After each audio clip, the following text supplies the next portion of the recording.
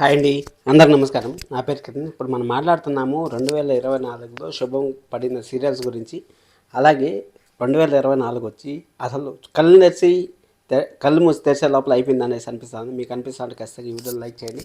మీకు ఇష్టమైన సీరియల్ ఏదైతే ఎండ్ అయిందో, చాలా సీరియల్ ఎండ్ అయినాయి కదా, ఆ సీరియల్లో మనకు మెయిన్ సీరియల్ కొన్ని ఉన్నాయి, అలాగే చిన్న చిన్న సీరియల్స్ కొన్ని ఉన్నాయి.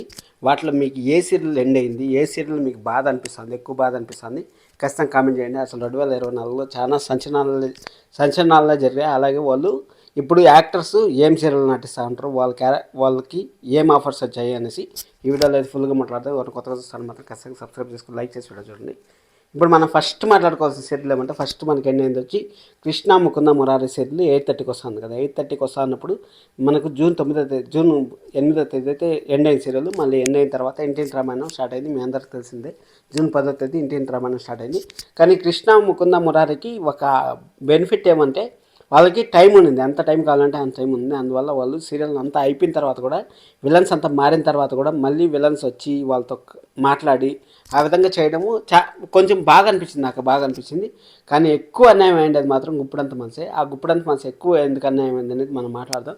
బిగ్ బాస్ వస్తుందనేసి గుప్పుడంత మనసుని సడన్గా ఎండ్ చేసేయడం, అక్కడ సత్యభామ సీరియల్ ప్లే చేయడం అంతా డిఫరెంట్గా జరిగిపోయింది. అది మనం మాట్లాడదాం.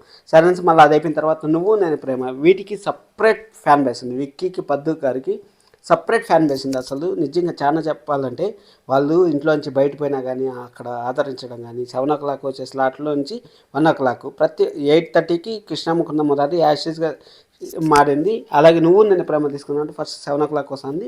7 o'clock నుంచి 1 o'clock వేసారు. 1 o'clock వేసేకొందికి ఎవరికైనా సరే ఇంట్రెస్ట్ అనేది ఉండదు. ఇప్పుడు మన సీరియల్ ఒక డౌన్ అయిపోయిందంటే ఇంట్రెస్ట్ అనేది ఉండదు.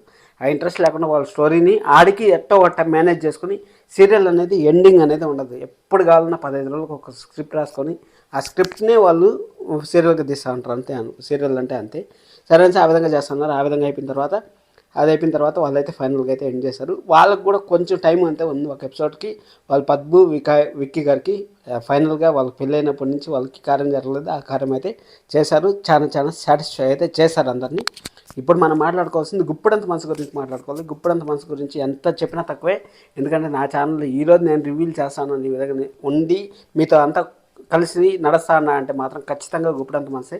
గుప్పడంత మనసు ఎప్పటికీ నా మనసులో ఉండిపోతుంది. ఎందుకంటే నాకు లైఫ్ ఇచ్చిందే గుప్పడంత మనసు అని చెప్పాలి. సీరియల్లో మాట్లాడాలి దానికి గుప్పడంత మనసు. ఋషి సారు, వసుధార గారు మంచి ప్రాజెక్ట్స్ అందరూ ఇప్పుడు సీరియల్ ఎండ్ అయిన వాళ్ళందరూ మంచి పొజిషన్లోనే ఉంటారు. ఎవరు తక్కువ చేయాల్సిన పని లేదు.